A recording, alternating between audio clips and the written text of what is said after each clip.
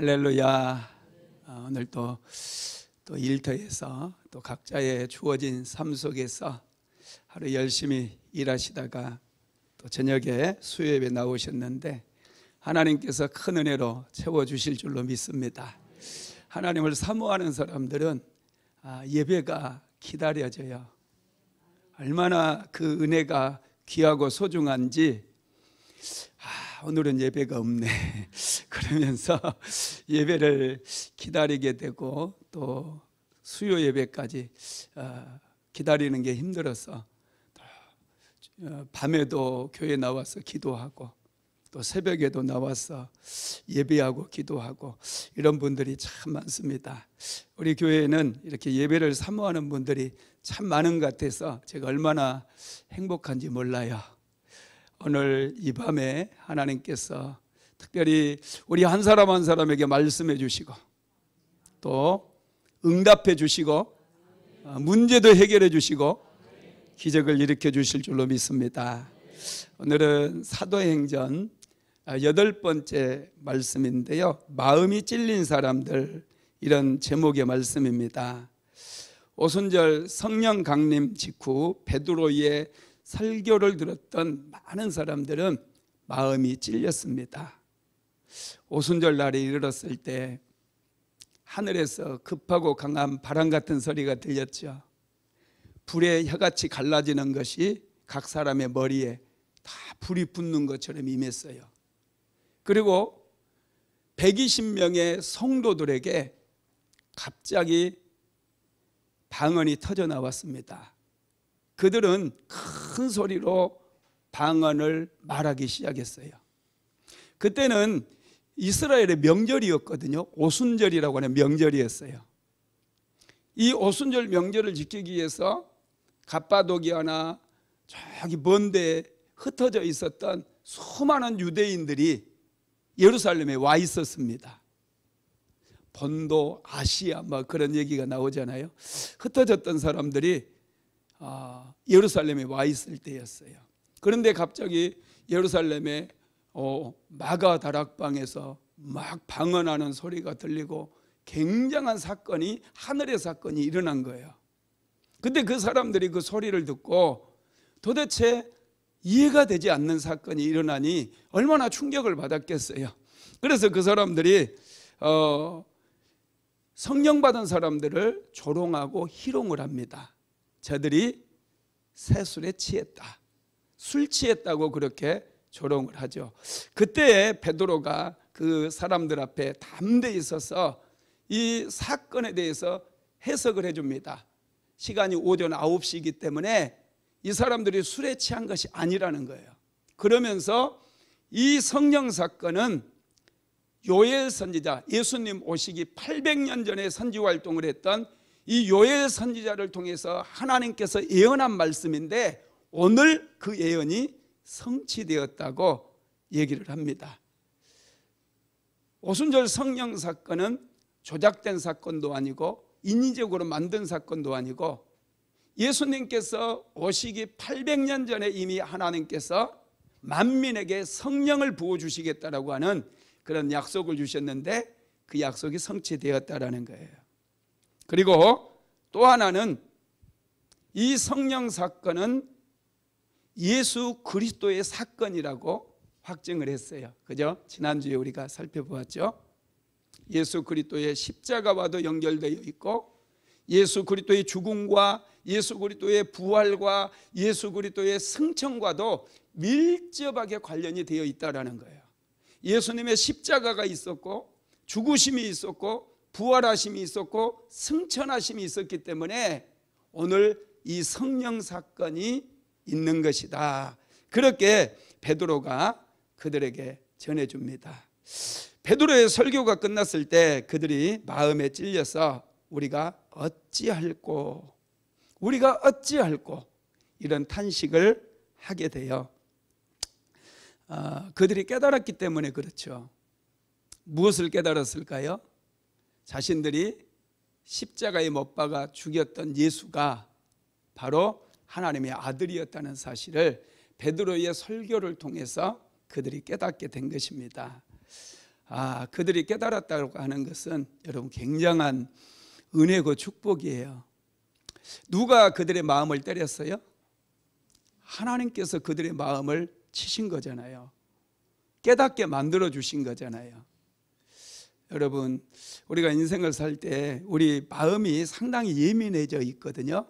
그래서 사람들 사이에서 저분이 지금 나를 좋아한다, 나를 싫어한다, 이거 알아요, 몰라요?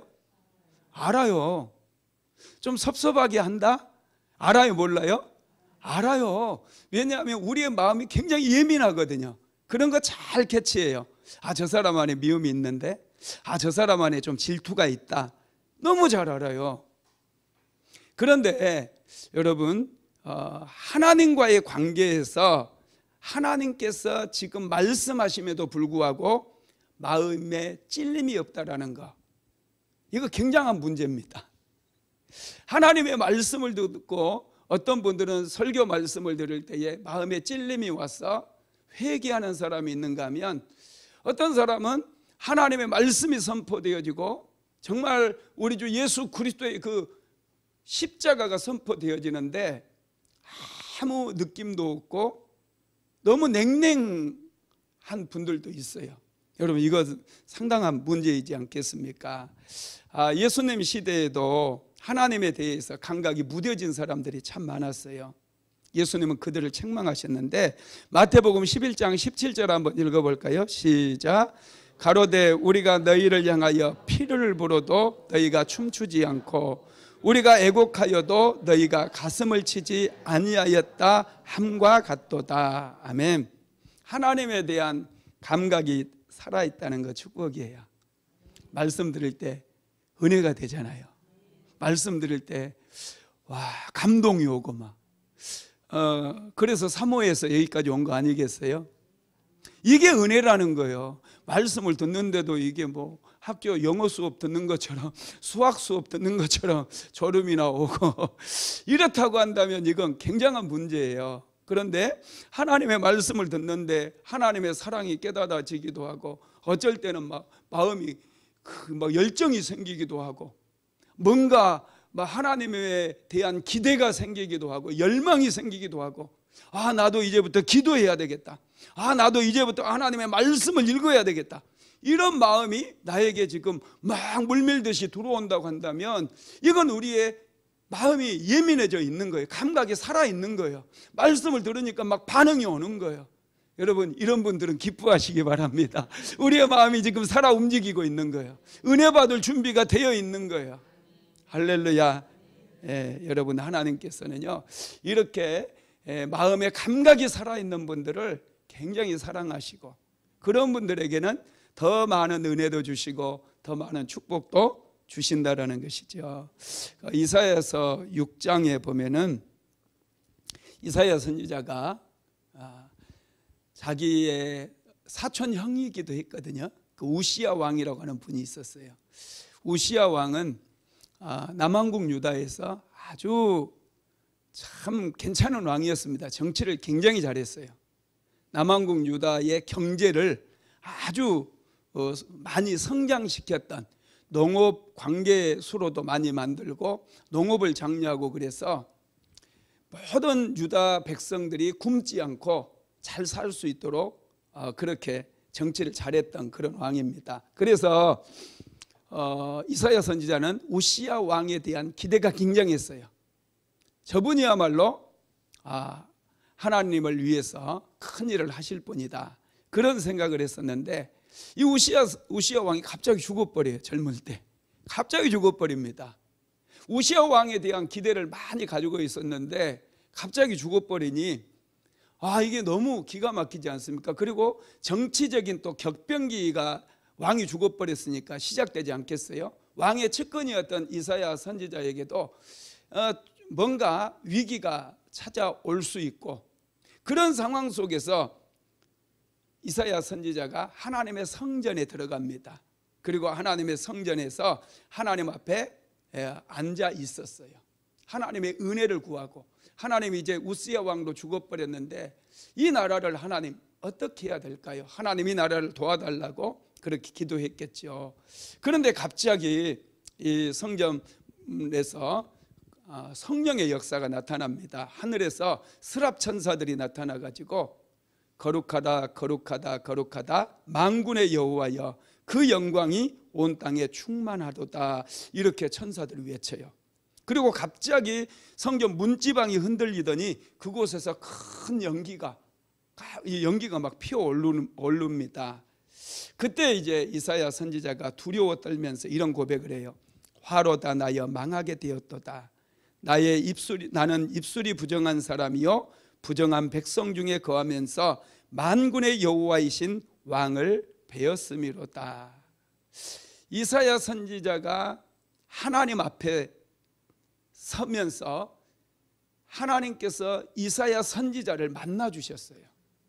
그러면서 이사야 선지자가 이제 영적으로 눈을 뜨게 되는 그런 계기가 되거든요.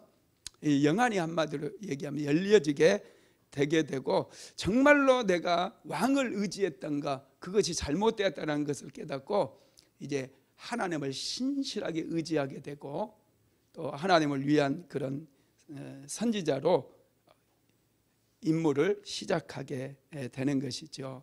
여러분 그렇습니다. 이때 마음이 찔렸어요. 마음이 예민해졌어요.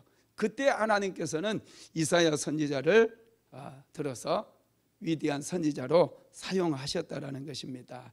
오늘 우리가 읽은 본문에도 보면은 베드로의 설교를 들었던 이 사람들이 마음이 찔린 것을 볼 수 있어요. 베드로는 그 성령 사건을 설명하고 나서 너희들이 십자가에 못 박아 죽인 이 예수를 하나님이 다시 살리셔서 주와 그리스도가 되게 하셨느니라 이렇게 선포를 했어요. 이 말을 들었던 그 예루살렘에 왔던 그 많은 사람들, 그 유대인들을 비롯해서 많은 사람들이 굉장한 충격을 받았는데 오늘 본문 한번 읽어봅시다. 사도행전 2장 37절입니다. 시작. 저희가 이 말을 듣고 마음에 찔려 베드로와 다른 사도들에게 물어 가로되 형제들아 우리가 어찌할꼬. 아멘. 베드로의 설교를 들었던 이 사람들이 그 성령의 감동을 성령의 그 역사를 이렇게 경험을 하게 되는 거예요. 하나님의 치심을 경험하게 되는 거예요. 하나님의 말씀을 듣다 보니 사실 이 사람들은 예수님께서 십자가에 못 박혀 죽으셨을 때 예루살렘에 있지 않았을 겁니다. 왜냐하면 예수님께서 십자가에 못 박혀 죽으실 때가 6월절이었거든요. 그리고 6월절로부터 50일째 되던 날이 오순절이에요. 그러면은 멀리 떨어져 있었던 사람들이 예루살렘에서 다시 그곳까지 걸어서 예를 들면은 이 바벨론 땅 같은 데만 해도 굉장히 멀어요. 갑바도기아 터키에 있는데 당시에는 교통수단이 없었잖아요. 그래서 걸어 다니든지 뭐 나귀를 타고 다니든지 그렇게 해야 될 텐데 이 걸어 갔다가 다시 오기는 너무 짧은 시간이거든요. 그러니 6월절 날에는 이 사람들이 아마 예루살렘에 오지 않았을 것이고 오순절 명절을 당해서 이분들이 예루살렘으로 왔을 거다는 거예요. 그러면 이 사람들은 예수님께서 6월절에 십자가에 못 박혀 돌아가실 때 그 현장에도 없었거든요. 그런데 베드로가 십자가에 너희가 예수를 십자가에 못 박아 죽였는데 하나님께서 그를 다시 살리셔서 주와 그리스도가 되게 하셨다고 말씀했잖아요. 그러면은 이 사람들이 우리는 잘 들어봐 베드로, 우리는 6월절에 여기 없었어 이렇게 얘기할 수 있잖아요. 그렇잖아요. 우리 없었는데 막 이런. 그런데 이 사람들이 어떻게 해요? 베드로의 그 말을 들었는데 마음에 굉장히 찔림이 되었다는 거예요. 이거 누가 역사했다는 거예요? 성령께서 역사하셨다는 거예요. 여러분 그렇습니다. 그리고 이들이 정말로 영적인 눈이 열려지니까 그들이 여러분 반응하기 시작한 거예요. 영적인 눈이 열려지자 그들은 두 가지 반응을 하는데 첫째가 마음이 찔렸습니다. 그들은 어쩌면 정말로 그들은 예수님께서 십자가에 못 박혀 돌아가실 때 예루살렘에 없었어요. 그럼에도 불구하고 베드로의 설교를 들었을 때 그들은 마음의 찔림을 받았다라는 거예요. 이 마음의 찔림을 받았다는 말은요, 칼로 베임을 당한 것과 같은 거예요. 같은 단어로 쓰였습니다. 하나님의 말씀이 그들을 찌른 거예요. 자, 히브리서 4장 12절로 13절로 한번 같이 읽어봅시다. 하나님의 말씀은 살았고 운동력이 있어 좌우의 날선 어떤 검보다도 예리하여 홍과 영과 관절과 골수를 찔러 쪼개기까지 하며 또 마음의 생각과 뜻을 감찰하나니 지으신 것이 하나도 그 앞에 나타나지 않음이 없고 오직 만물이 우리를 상관하시는 자의 눈앞에 벌거벗은 것 같이 드러나느니라. 아멘. 하나님의 말씀은 살았고 운동력이 있대요. 그래서 이 말씀이 우리 안에 우리에게 선포되면 이 말씀이 능력으로 나타나는 거예요. 때로 찔리게도 만들고, 때로 회개하게도 만들고, 때로 기쁘게도 만들고, 때로 우리에게 소망을 갖게 하고 꿈을 갖게 하고, 때로는 슬퍼하게도 만들고. 여러분, 하나님의 말씀이 살아있고 운동력이 있어서 그렇게 되는 줄 믿으시기 바랍니다. 말씀을 들었던 이 오순절에 예루살렘에 왔던 사람들은 그들은 찔림을 받았습니다. 두 번째로는 그들이 어찌할꼬, 우리가 어찌할꼬 탄식을 했어요. 우리가 어찌할꼬, 이 말은요, 더 이상 숨길 수가 없다는 뜻이에요. 그들의 죄가 드러나기 시작하니 더 이상 자기의 죄를 숨길 수가 없다라는 사실을 깨닫고, 그러면 우리는 어떻게 해야 됩니까? 우리는 어떻게 해야 살 수 있습니까? 이런 고백을 하고 있다라는 거예요. 여러분, 저와 여러분도 예수 처음 믿고 그럴 때, 죄가 깨달아질 때 우리가 어찌할꼬 이런 탄식하지 않았습니까? 저도 그런 탄식을 참 많이 했어요. 그럼 어떡하라고? 어떻게 해야 되지? 예수님을 우리가 더 깊이 알게 되고 느껴지다 보니, 예수님께서 십자가에서 나의 죄 문제까지 다 해결해 주셨다라는 것을 깨닫게 되고 믿게 되니까 그 은혜를 우리가 감당하지 못하잖아요. 그래서 우리 사모도 다니엘 기도에 그때, 그래서 내 인생 하나님께 드리겠습니다, 이런 고백을 했다고 그렇게 간증을 했었는데, 정말 우리가 깊이 깨닫게 되면요, 정말 감당할 수가 없는 거예요. 어떻게 세상에 하나님의 아들이신 예수님이 죄인들을 위해서 이 땅에 오실 수 있으며, 죄인들을 위해서 그것도 십자가에 못 박혀 죽으실 수가 있느냐는 거예요. 그 은혜를 우리가 제대로 깨닫고 성령의 감동을 받아서 이 말씀을 우리가 받아들이고 믿기만 한다면 이 말씀 우리가 감당할 수 없는 말씀이거든요. 그래서 어찌할꼬 내가 예수를 십자가에 못 박았구나, 내 죄가 예수를 십자가에 못 박았구나, 이런 탄식이 나올 수밖에 없으며 이런 신앙 고백이 나올 수밖에 없다라는 것이죠.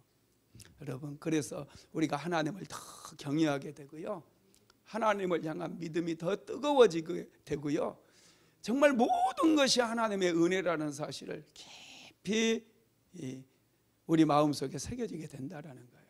이런 경험들이 있게 되기를 주님의 이름으로 축복합니다. 누가복음 5장에 보면은 베드로가 갈릴리 바다에서 밤새도록 고기를 잡았잖아요. 그런데 밤새도록 그물을 내렸지만 한 마리를 잡지를 못했어요. 그리고 아침이 되었어요.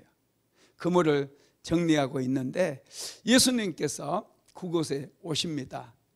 예수님이 뒤에는 수많은 군중들이 따라오고 있었어요. 그물을 싣고 있는 베드로를 보시면서 예수님께서 베드로의 배에 딱 오르시면서, 베드로야, 배를 좀 띄워라 그래요. 이제 바닷가에 쫙 그 군중들이 앉게 하고요, 그 배에 올라타서 그 군중들을 향해서 하나님 나라의 복음을 전해줍니다. 그리고 나서 베드로에게, 베드로야, 깊은 데로 가서 그물을 내려라 그래요.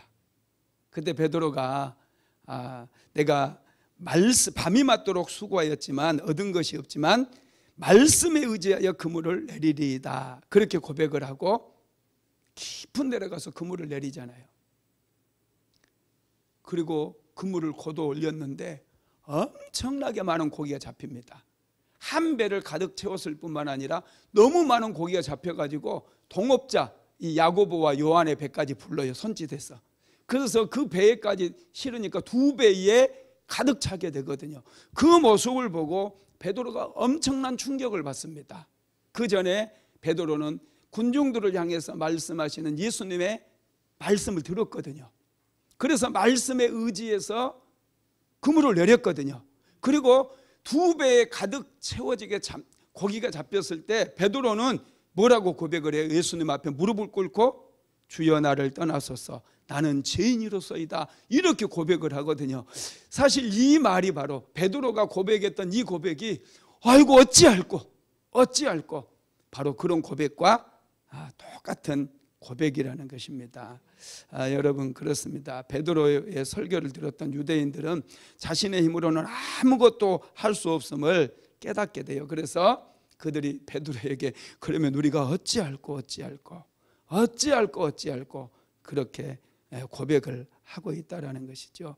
저와 여러분도 이런 고백이 있었으면 참 좋겠어요. 그러면 우리 그리스도인들이 정말 겸손해질 수 있거든요. 오늘날 예수 믿는 사람들이 좀 거친 분들이 좀 많잖아요.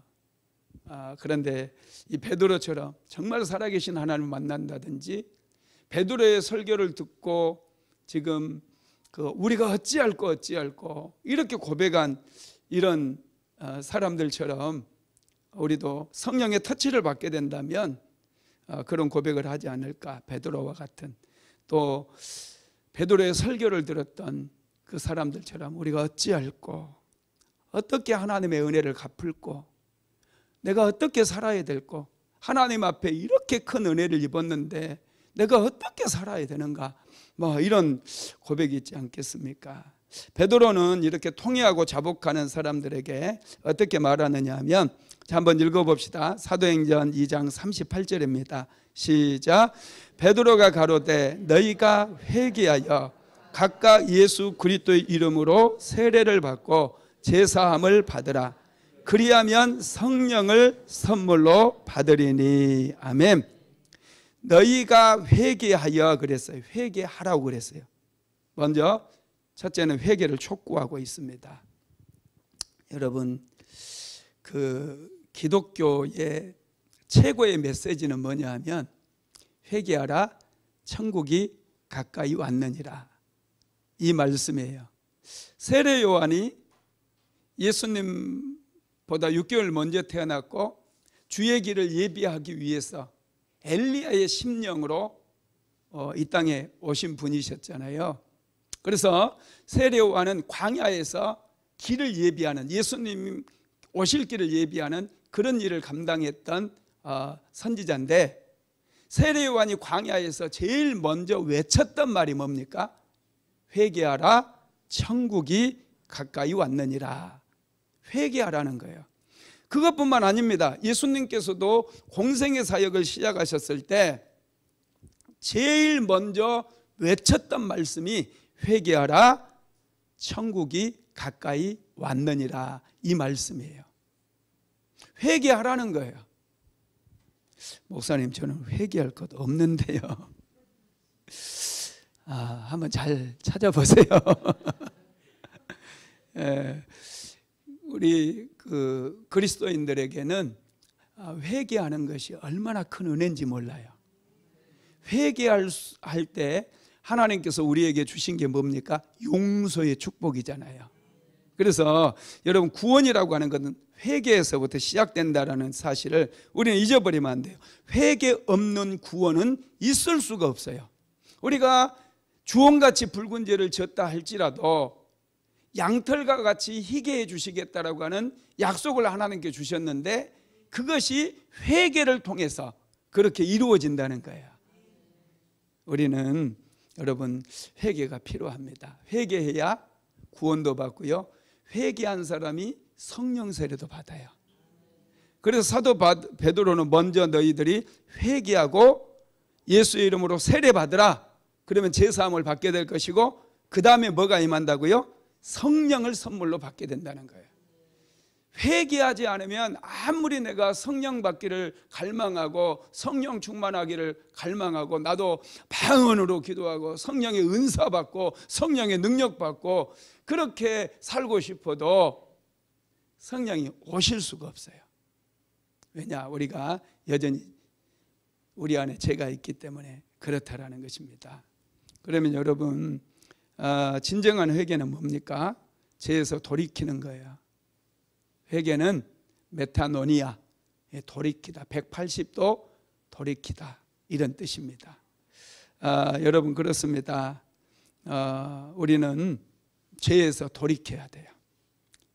그릇된 행실에서 돌이켜야 돼요. 그것이 회개이기 때문에 뉘우치는 것에서 끝나면 안 돼요. 그래, 내가 잘못했습니다, 하나님. 그래, 잘못했다고요. 이렇게 말만 해서는 안 되고요. 행동도 뒷받침이 되어서 완전히 돌아서게 될 때 그것이 하나님 앞에 인정받는 회개가 되고 우리는 용서를 받을 수 있습니다. 그리고 나서 두 번째로 베드로는 예수의 이름으로 세례를 받으라, 이렇게 말씀했어요.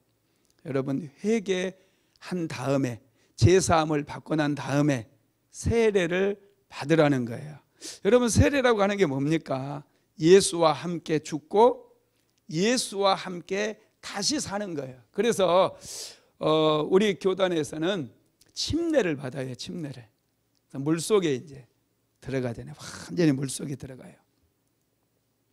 물속에 들어감으로 인해서 장사 지내버린다는 건데, 육체, 내 옛사람을 완전히 그리스도와 함께 십자가에 못 박아서 장사 지내버린다, 그런 뜻으로 물속에 완전히 들어가요.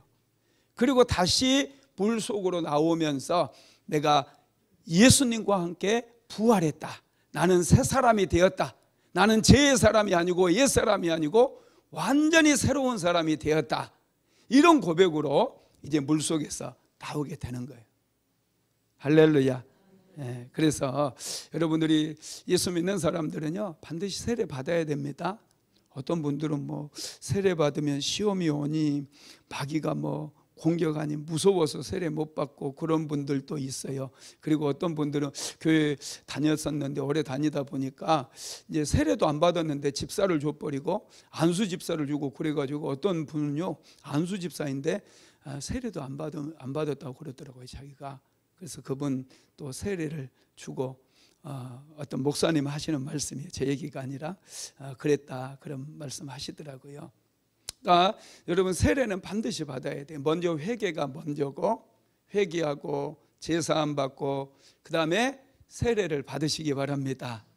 내가 세례를 받았는지 안 받았는지 모르는 분들은 올 여름에 또 우리가 여름 수련회 가가지고 우리는 침례를 해요.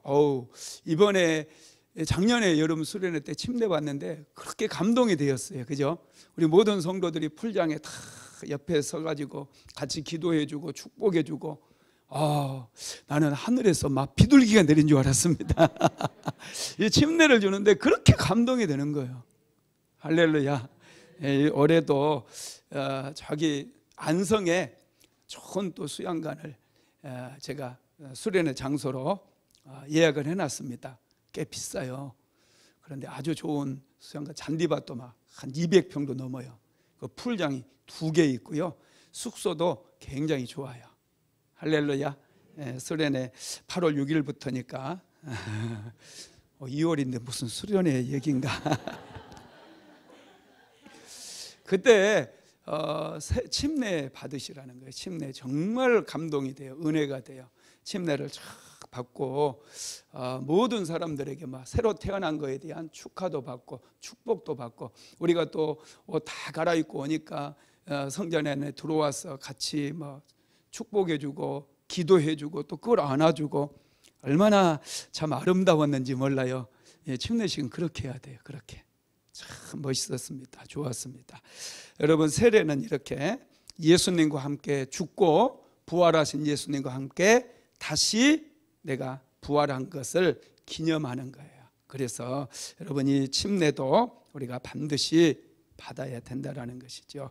여러분, 그러면 우리가 회개하여 예수 그리스도의 이름으로 세례를 받으면 무슨 일이 일어나느냐? 첫째는 제사함이 일어납니다. 제 용서를 받게 된다는 거예요. 자, 사도행전 2장 38절 다시 읽어봅니다. 너희가 회개하여 각각 예수 그리스도의 이름으로 세례를 받으면 제사함을 받으리라. 그러니까 회개로 끝나서 안 돼요. 회개도 하고 예수 그리스도의 이름으로 세례도 받으라는 거예요. 그럴 때 제사함을 받는다는 거예요. 우리 교회에서는 예수 믿으면 곧바로도 침례를 줍니다. 그러니 뭐 몇 년 기다려야 되고 그런 거 안 해도 돼요. 예수 믿으면 바로 침례 받는 거예요. 그게 성경적입니다. 그래서 우리가 예수 믿고 회개하면 또 침례 받고 그러면 제사함을 받게 되고, 제사함은 철저하게 하나님의 은혜로 받는 거예요. 내가 노력해서, 내가 헌금을 하나님께 많이 해서, 내가 새벽 예배를 빠지지 않고 드려서, 그게 아니에요. 아무 공로 없이 예수님께서 우리 죄를 사시는 2000년 전에 이미 다 해결하셨어요. 2000년 전에 다 해결해 버렸어요. 그래서 그것을 믿기만 하면 우리는 제사함을 다 받게 되는 거 믿으시기를 바랍니다. 이렇게 제사함을 받고 나면, 그리고 회개하고 세례받고 제사함을 받고 나면 성령으로 세례를 받게 된다고 그랬어요. 두 번째로 성령으로 세례를 받게 됩니다. 여러분, 성령 사건은 정말 놀라운 사건이에요. 성령 받으셔야 돼요.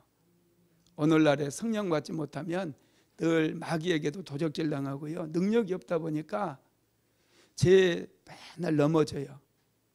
세상의 유혹에 넘어져서 나는 왜 이러나, 내가 권사가 맞나, 집사가 맞나, 이렇게 가슴을 치게 돼요. 여러분들이 권사도 맞고 집사도 맞고 안수집사도 맞고 맞아요. 그런데 성령을 받지 못하다 보니 자꾸 넘어지는 거예요. 언어가 거친 거예요. 성령을 받으면 부드러워져요, 사람이. 왜냐하면 성령이 부드러우신 분이거든요. 따뜻한 분이시거든요. 너무 좋으신 분이에요. 그러니 내가 성령 받으면 이 거친 것들이 막 다 사라져요. 부드럽고 따뜻한 사람이 됩니다. 모두가 그렇게 되기를 주님의 이름으로 축복합니다. 이 사도행전에는 이 성령 사건이, 성령 강림 사건이 총 4번이 일어납니다. 오순절에 사도행전 2장에서 오순절 성령 강림 사건이 일어나고요, 사도행전 8장에서 사마리아 성에 성령 강림 사건이 일어나고, 사도행전 11장인가요? 거기에 고넬료의 가정에 성령이 임재하는 성령 사건이 일어나고, 사도행전 18장에 에베소라고 하는 도시에 성령 강림 사건이 일어나는데, 이 성령 강림 사건은 정말 놀라워요.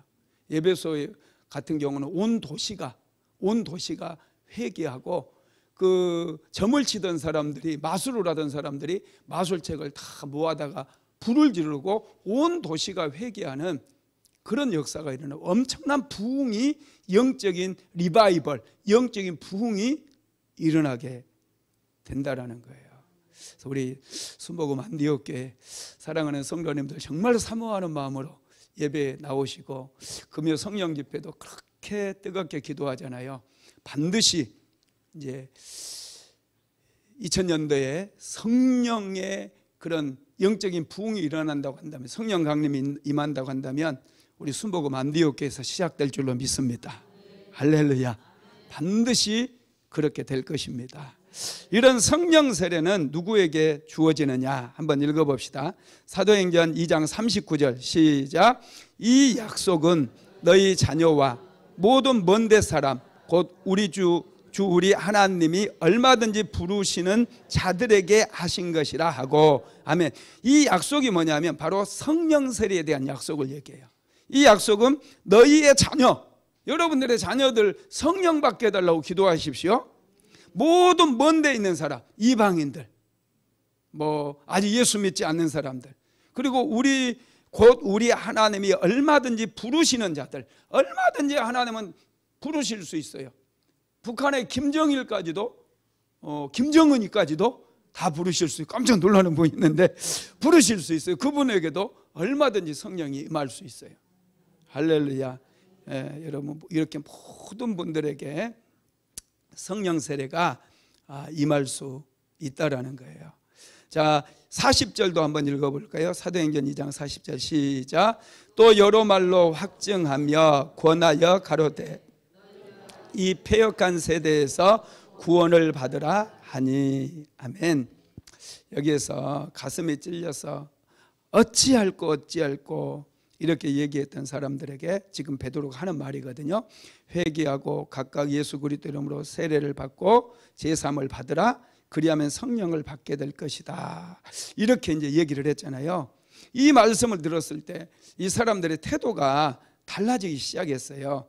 그러면서 이제 여러 말로 베드로가 확증을 하고 권했다라고 그랬거든요. 이 사람들이 베드로의 말을 듣기 시작했다는 거예요. 그 전에는 술 취했다고 조롱하고 비웃었던 사람들이에요. 그런데 베드로의 설교가 끝나니까 이 베드로의 말씀을 들었던 사람들의 태도가 바뀌었는데 어떻게 바뀌었느냐? 첫째, 여러 말로 확증을 할 때에 그 말을 듣게 됩니다. 그들이 여러 말로 확증을 했다는 얘기는 뭐냐면 성경 말씀을, 예수님의 말씀을 더 자세하게 그 사람들에게 가르쳐 줬다는 거예요.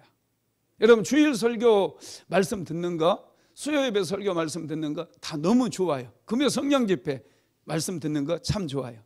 전에 제가 설교를 이렇게 새벽 예배도 하고 한 일주일에 10번 넘게 설교를 하더라고요. 그런데 맨날 똑같이 하니까 재미가 없어요. 말씀을 전하는 저도 재미가 없고 듣는 분들도 똑같은 말씀만 하는 거예요. 그래서 안 되겠다, 테마가 좀 있어야 되겠다 생각을 해서 고민을 많이 하고 수요 예배는 이렇게 강해 설교로 바꿔버렸고요. 금요 성령 집회는 이제 좀 색다르게, 지난번에 영적 전쟁도 있고 성령 시리즈 말씀이라든지 좀 강력하게 뭔가 그 메시지를 듣고 우리의 삶에서 일어나고 있는 그 현상들, 영적인 세계를 보게 하고, 그래서 그 영적 세계를 위해서 우리가 치열하게 기도하고 영적 전쟁 할 수 있는 그런 어떤 뜨거운 메시지를 준비해야 되겠다. 그래서 계속 그쪽으로 하고 있고, 주일 예배는 또 나름대로 주일 예배 어떤 주제를 가지고 말씀을 전해야 되겠다. 그래서 계속해서 그런 쪽으로 기도하면서 준비를 하거든요. 그래서 다양하게 지금 우리 교회에 나오시는 성도님들은 이사야서 말씀도 깊이 받고 갈라디아서 말씀도 보고 지금도 사도행전 말씀을 깊이 보잖아요. 그래서 성경적인 지식도 좀 쌓일 수 있고요. 다양한 각도에서 말씀을 열심히 배워요. 그래서 따로 성경을 안 배워도 되겠구나 이런 생각을 할 수 있는데 아니에요. 오늘 보면은 그 지금 마음에 찔린 이 사람들이 베드로에게 다시 성경을 배우고 있다는 거예요. 여러 말로 확증했다는 얘기는 성경 말씀을 자세히 지금 배우고 있다는 거예요. 예수님의 말씀을. 그래서 기도학교에도 열심히 나와서 듣고 또 저랑 하는 성경 공부도요, 여러분 열심히 배우시기 바랍니다. 양육을 받아야 돼요. 양육을 잘 받아야지 신앙이 아주 쑥쑥 자랍니다. 어떤 사람은 10년, 20년 다녀도 신앙이 그 제자리 걸음하고 있어요. 어린아이 신앙이다 맨날 시험에 들고 그런 분들이 있습니다. 그런데 이 양육을 잘 받고 이런 말씀들 열심히 듣고 배우다 보면은 어느 순간 내 믿음이 굉장한 분량에 도달해 있어요. 그래서 기도하는 게 다르고 막 스케일이 달라요. 꿈을 말하는 게 다르고 꿈을 꾸는 스케일이 많이 달라지게 된다는 것이죠. 그 다음에 두 번째로는 서로 권면했다고 그랬어요. 서로가 권면해 주면서 나눈 얘기가 이 패역한 세대에서 구원을 받으라, 이제 이런 베드로가 권면을 해주고 또 그들도 맞아, 예수가 정말로 하나님의 아들이었구나. 서로가 교제도 나누었다라는 겁니다. 이제 42절부터 나오면 초대교회 안에 있는 성도들이 서로 떡을 떼면서 교제하는 내용이 나오죠.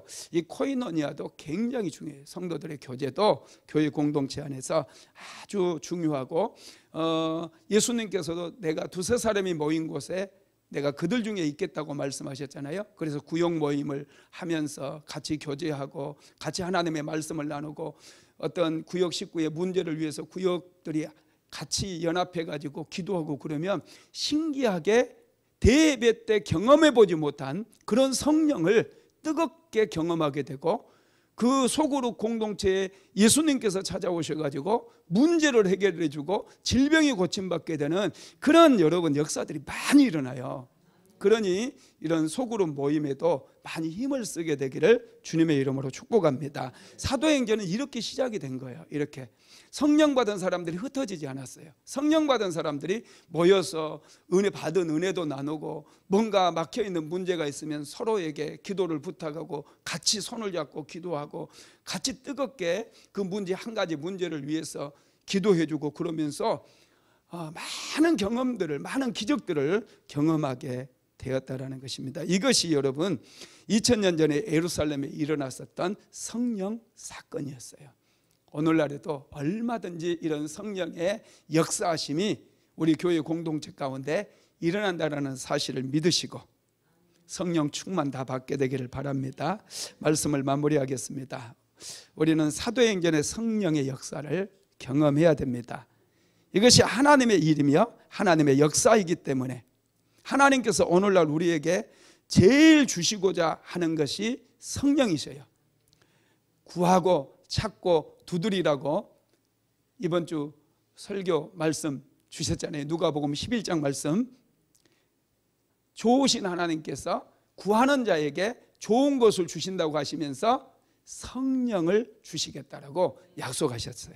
정말 하나님께서 우리에게 주시고자 하는 것이 성령이라는 거예요. 오늘날 우리가 성령 받아야 그리스도인으로 죄를 이기고 마귀를 이기고, 또 이 시대 속에서 경제적인 어려움들, 가난도 돌파하고 실패도 돌파하고 능력 있게 오히려 이 시대 속에서 이 시대를 주도해가는 그런 인생을 살아갈 수 있기 때문에 우리에게 성령을 구하라고 말씀하신 거예요. 다 성령 받아서 능력 있는 인생 살아가게 되기를 주님의 이름으로 축복합니다.